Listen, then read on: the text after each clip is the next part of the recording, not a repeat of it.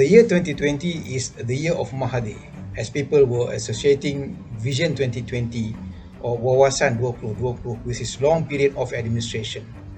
It was Dr. Mahathir who designed and delivered the way forward Vision 2020 during the tabling of the Sixth Malaysia Plan in 1991. The ultimate objective of the vision is to aim for a Malaysia that is fully developed by the year 2020.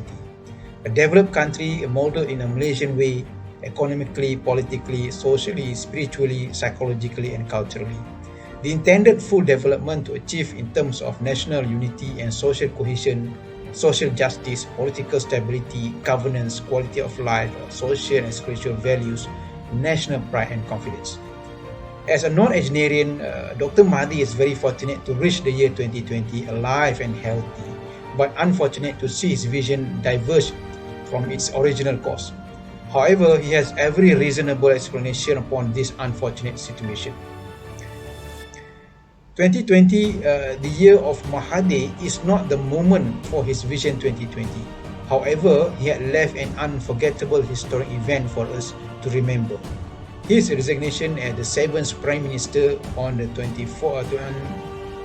February 24th, 2020, triggered political crisis amidst the outbreak of the coronavirus COVID-19 in Malaysia and the whole world. The resignation came following a week-long political drama created by the politicians from both Pakatan Harapan members of a parliament and opposition parties. The climax reached on February 23rd, 2020 when a faction of political rebels from Pakatan Harapan teamed up with the opposition pacts of Muafakat Nasional, Barisan Nasional and Gabungan Parti Sarawak to end the Mahathir Anwar succession plan. The new pact Perikatan Nasional or National Alliance was formed by Muhyiddin Yassin of BERSATU, Azmin Ali of PKR and opposition parties to take over the government from Pakatan Harapan.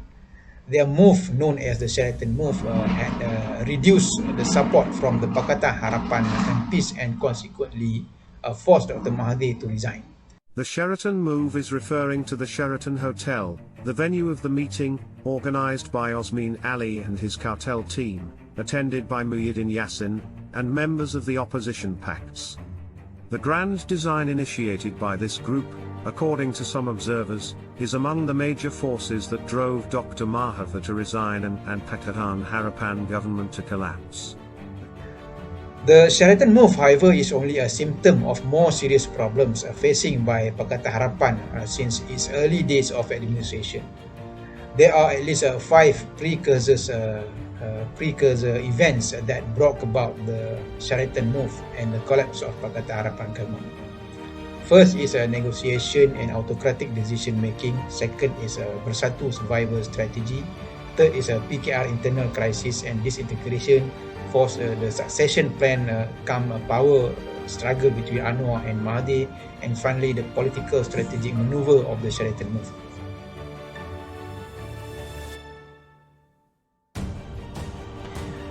Negotiation and autocratic decision making. Since the early days in power, leaders of Pakatan Harapan were not well prepared to rule the country except Dr. Mahathir. Having appointed as a Prime Minister, he knew very well that the power to line up the cabinet members is vested in him. Other Pakatan Harapan leaders could only propose the candidates. It is up to him to select and present the names to the Yang di-Pertuan Agong for His Highness consent. 2 days after he sworn in as the Prime Minister, Dr. Mahathir appointed 3 senior ministers, Lim Guan Eng from the AP as Finance Minister, Muhammad Sabu from Amanah as Defence Minister and Muhyiddin Yassin from BERSATU as Home Minister. The decision, however, was made without any discussion with leaders of PKR. One of PKR leaders, Rafizi Ramli, criticised this decision. The appointments of the heads of BERSATU, DAP and Amanah as cabinet members was unilaterally made by Dr. Mahathir Mohamad without PKR's consultation, according to PKR Vice President Rafizi Ramli. Rafizi said the decision was made without their participation and Mahathir bulldozed it, and that the due process of discussions was not done. Rafizi added that as far as PKR was concerned, the discussions have to take place. Thus, Rafizi said the appointment of the trio is not final, pending talks with all Pakatan Harapan parties. Mahathir earlier announced DAP Secretary General Lim Guan Eng as Finance Minister, BERSATU President Muhyiddin Yassin as Home Minister, and Amanah President Muhammad Sabu as Defence Minister. According to the Constitution, the appointment of cabinet ministers is made by the Yang di-Pertuan Agong on advice of the Prime Minister. Then Dr. Mahathir did it again with the appointment of the second and the third groups of cabinet members between May 21st to July the 2nd, 2018.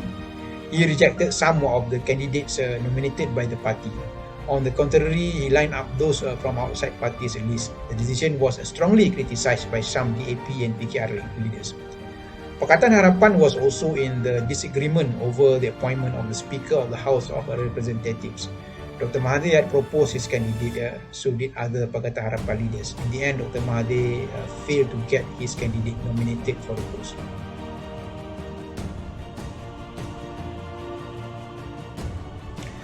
Second, the BERSATU survival strategy. Pakatan Harapan is a grand coalition combining of 4 different parties, 3 of which are having a common understanding of liberal politics. They are DAP, PKR and Amanah. BERSATU, however, is a race-based party joining Pakatan Harapan in 2017, purposely to challenge UMNO in the 40th general election. The party was fortunate to have the largest allocation of seats from Pakatan Harapan in the election.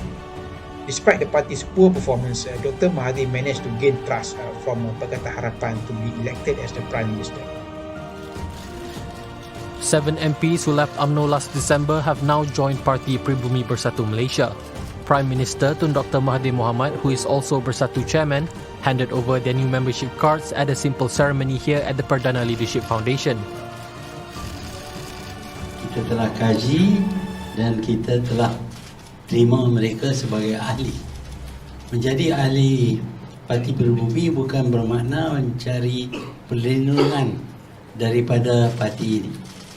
Kita tidak akan memberi perlindungan terhadap apa-apa yang dilakukan dahulu. Tetapi kita terima mereka sebagai ahli biasa. Mengikut syarat yang kita kenakan, mereka akan jadi ahli biasa. Mereka tidak boleh pegang apa-apa jawatan.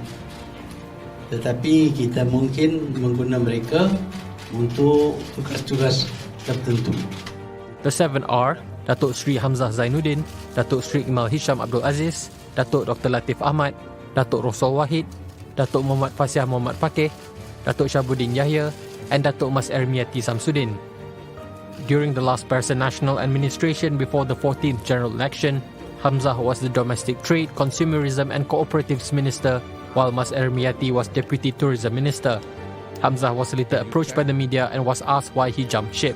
And you said jump. Okay, you have jumped ship. Come on, let's be honest about it. Whatever lah, your decision. I respect your decision. I've left my party for a couple of weeks, and then I'm now joining another party. Apart from leading Pakatan Harapan as the chairman and the Prime Minister, Dr. Mahathir had also wanted to look after his party. BERSATU is a new party and a small in membership number as well as a number of MPs. The party managed to gain only 13 seats in the 40th general election as compared to 42 seats won by DAP and 47 seats for PKR. Dr. Mahathir's vision for the party is to replace UMNO as the main political party for the Malaysian indigenous people. How possible is for a 3-year-old party to compete with a 72-year-old party having more than 3 million members? Fortunately, BERSATU is enjoying the status of a ruling party in Pakatan Harapan Government. This position is the best bargain to attract more members. By the end of 2018, the party was already in an aggressive mode of targeting UMNO members. The golden target is UMNO leaders and MPs. Getting this group of leaders in the party will also bring in their followers. It is throwing 2 birds with 1 stone. On September the 18th, 2018, Jeli MP Mustafa Muhammad left UMNO and joined BERSATU on October 26, 2018. BERSATU survival strategy begins to take the right direction. In February 2019, more UMNO defectors joined BERSATU. 6 MPs who left UMNO in 2018 joined BERSATU, causing uproars not only among UMNO leaders but also among Pakatan Harapan leaders. UMNO leaders such as Muhammad Fuad Zarkashi, a member of UMNO Supreme Council, reminded party leaders of Dr. Mahathir's game plan to disintegrate UMNO. Among the grand design of BERSATU is to target as many as clean leaders in UMNO, leaving only the corrupt one to steer the party into the doom. Pakatan Harapan leaders including Rafizi Ramli and several PKR leaders, DAP Chairman Lim Kit Siang and Selangor DAP Secretary Ronnie Liu expressed their great concern over BERSATU strategy to kidnap UMNO leaders for their benefits. This strategy could create dissatisfaction among Pakatan Harapan supporters as well as triggers the disconcerting response from UMNO. Rafizi Ramli defied Dr. Mahathir's logic of claiming that this strategy would attract more support from the Malays and strengthen the Pakatan Harapan. The logic, according to Rafizi, is that more Malays, including Pakatan Harapan voters, are sick with the dirty tactic of kidnapping UMNO leaders into BERSATU. Rafizi was also reminded Pakatan Harapan of the Malay voters leaving the party if BERSATU continues with the strategy of abducting UMNO MPs. In the end, BERSATU had lost 2 seats to the Barisan Nasional in the State Assembly seat of Semenyih, Selangor, and the parliamentary seat of Tanjung Piai, Johor. PKR, DAP and Amanah warned Pakatan Harapan leaders of the losing support from the Malay voters. They blamed BERSATU's strategy of abducting UMNO MPs. BERSATU, on the other hand, blamed the non-Malay dominance in Pakatan Harapan as the main reason that scared away the Malays from the party. Therefore, failure to secure these 2 seats does not frustrate them. Instead, they had used this evidence to leave Pakatan Harapan title. BERSATU managed to gain only 13 parliamentary seats in the 14th general election. The survival strategy of abducting UMNO MPs granted them 13 more seats. On February 24, 2020, BERSATU President Muhyiddin Yassin, together with Azmin Ali and his cartel team from PKR, left Pakatan Harapan to form a new coalition Perikatan Nasional with the opposition flank. The move crippled Pakatan Harapan government and forced Dr. Mahathir to resign. BERSATU left Pakatan Harapan with 36 parliamentary seats. The appointment of Muhyiddin as the 8th Prime Minister added another success story of BERSATU and its survival strategy. 2 out of 4 senior ministers secured by BERSATU MPs. With only 26% of MPs in Perikatan Nasional, BERSATU managed to dominate 34% of ministerial posts in the cabinet.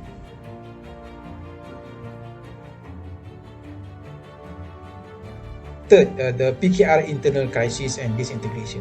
Anwar Ibrahim left power vacant in PKR when he was imprisoned for the second time in 2015. His wife, Wan Azizah, took over the leadership, but Anwar continued as the de facto leader of the party until his release in 2018. Wan Azizah played her role very well as a proxy to Anwar. With Anwar's absence, Azmin Ali worked on his agenda to fill the power vacant. Anwar was released after the 14th general election, only to find Azmin's power circle surrounding the party's ring of leadership. Azmin had even expressed his willingness to challenge Anwar in the 2018 to 2021 party election. However, he changed his mind and defended the deputy president post. In the contest, he defeated Rafizi Ramli, Anwar's man. Anwar won the presidency post unchallenged. He then appointed Rafizi to the vice presidency post to value his contribution and influence among PKR members. The appointment unfortunately angered Azmin, who blamed Anwar for not holding to the fair and just representation principle. Azmin also blamed Rafizi for causing the disunity among the party members. It was a clear gesture of Azmin's disapproval of Anwar's leadership. Since then, the internal crisis in PKR began to take its damaging root. By the end of 2019, the party was already in the dire state of a further disintegration. The confrontation took place at the center stage between Anwar and Azmin camps. The clips of a sex video implicating Azmin distributed among PKR members and the public. Azmin has strongly denied his involvement in the video and convinced that the attack is politically motivated to assassinate his character and block his progress in government and politics. For the sake of the party's unity, some PKR leaders attempted to end Anwar-Azmin confrontation. Efforts have been made to get these two influential leaders into reconciliation and start working together for the best of the party and Pakatan Harapan Government. Unfortunately, nothing transpired from these reconciliation efforts. Anwar, however, denied any report on the process of reconciliation made by any group in PKR. Leaders of Malaysia's ruling Parti Keadilan Rakyat lashed out at each other during the weekend's National Congress. Deputy President Azmin Ali, along with 100 other members, walked out and boycotted the party Congress midway. But he has also stressed his loyalty to the party. And in turn, PKR President Anwar Ibrahim vowed to adopt a tougher stance. Mr. Anwar is tipped to be the next Prime Minister after Dr. Mahathir Mohamad. For a closer look at these developments, we're joined by Dr. Ahmad Martada from University Utara, Malaysia. Firstly, what's your view of the events of the past 3 days at the PKR National Congress and the parallel Congress as well? It seems that there is no solution coming in right now. Even though the two parties, Anwar Ibrahim and Azmin, have agreed to sort of like reach an agreement during the Congress that they will not say anything bad towards one another, but obviously during the Congress it appeared that the rift will not appear very soon, and that there is no clear solution coming in even after the Congress. So it's laid bare the deep differences within the party between the two factions. You say it's not going to be resolved very soon, so what's going to happen then? I don't see any clear solution. Even those parties between the two camps, they have not reached even an agreement. And when Azmin and his camp left the Congress, the deep conflict between the two camps really appeared during the Congress when a lot of supporters of Anwar booed Tian Chua when he tried to highlight the contribution of Azmin. So it was clearly a one-way approach in which that there was no clear solution during the Congress, and that those camps, the two camps, with one another, they were not ready to come to an agreement to find a solution. So really, the mess is not going to reach a solution very soon.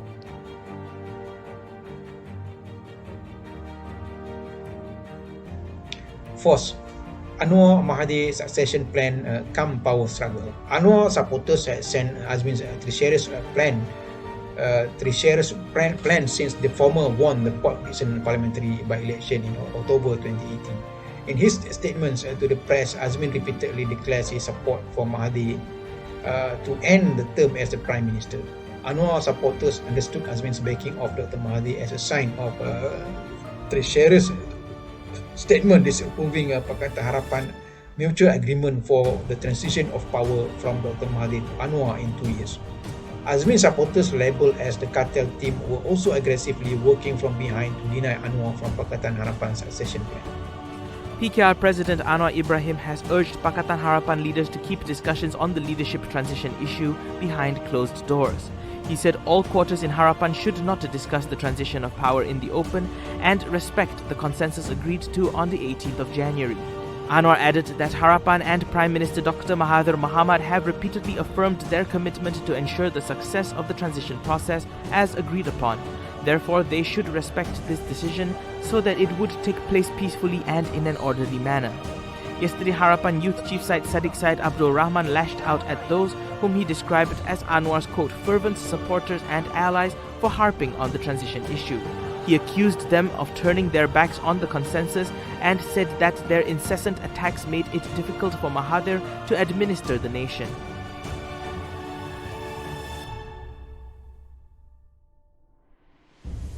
Fifth, political strategic manoeuvre of a Sheraton Move. PKR and Pakatan Harapan have to pay a heavy price because of Anwar-Azmin confrontation. Azmin treacherous plan called the Sheraton Move ended with the resignation of Dr. Mahathir as a Prime Minister and the collapse of Pakatan Harapan Government on February 24, 2020. Azmin, as Dr. Mahathir once mentioned, is having the personal agenda. Azmin ada agenda sendiri. While he blamed Azmin for the personal agenda to lift the Pakatan Harapan, Dr. Mahathir felt most betrayed by Muhyiddin, who left Pakatan Harapan and took BERSATU with him to form a new government under the banner of Perikatan Nasional. Muhyiddin became the 8th Prime Minister. The game finally won by Muhyiddin and BERSATU. Mahathir and Azmin might be the tools. Anwar and Pakatan Harapan were victimized and returned to their former position, the opposition side. This is how the Sheraton Move explains the political strategic maneuver works.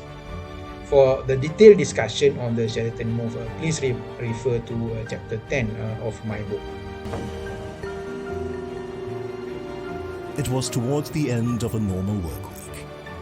A number of parties were holding their annual meetings.